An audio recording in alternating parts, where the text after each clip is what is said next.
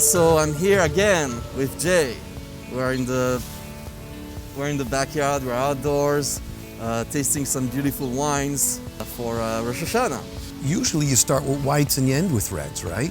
But today we're going to be doing the opposite, and I guess as this swirl goes on, you'll find out why, right? Absolutely. Okay, so what is the first wine that we're going to be tasting? So we have the Oreganous Marom Cabernet from 2017.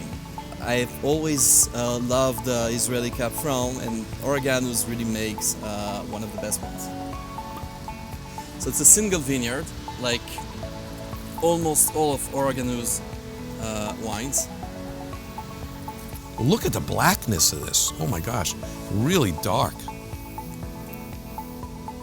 Little maroon on the edge, right? It's got those typical aromas that you often get in Cabernet Franc, especially from Israel. There's some green bell pepper and red fruit. You know, Cabernet Sauvignon is usually more black fruit, like black cherries, blackberries, black currants. Cabernet Franc has more like raspberries. I also get a little anise. Get a little anise, a little like pepper. Maybe that's where you're talking about with the, you know, the vegetal part. Let's give it a taste. Why would you choose this for Rosh Hashanah? So, it's a big wine. I think this is a really nice option to explore something different. It's not another Bordeaux wine, great Bordeaux wine, another Cabernet Sauvignon. The legs on this are amazing, like very viscous, and you can actually feel it in the mouth. And the other thing is, and this is not a negative, it's not complex. It's just like, wow, it's just like all there.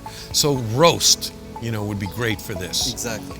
A mushroom chicken dish would be great for this. Something earthy and big and rich and flavorful that needs to stand up to this would be great for this.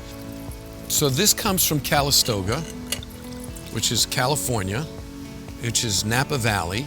And what's interesting also about it, this is a 16, which means that this wine is already 4 years old. We're upon the vintage right now for 20, and this is already 4 years old.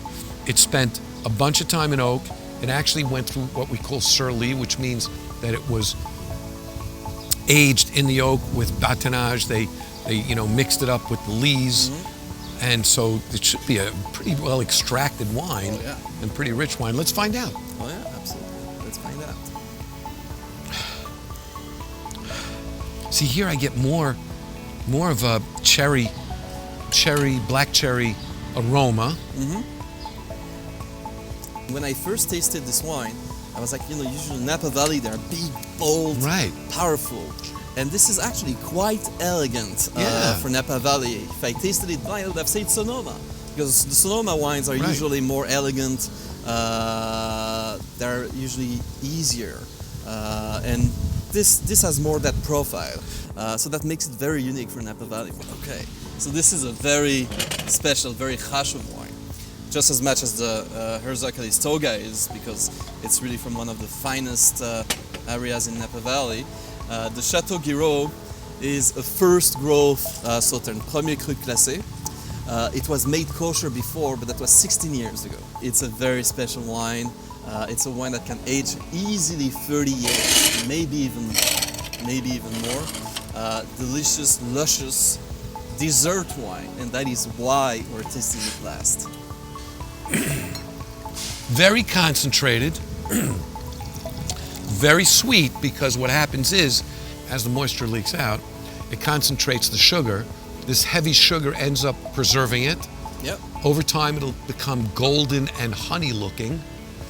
The oxidation actually will add yet another dimension of flavor and complexity and aroma.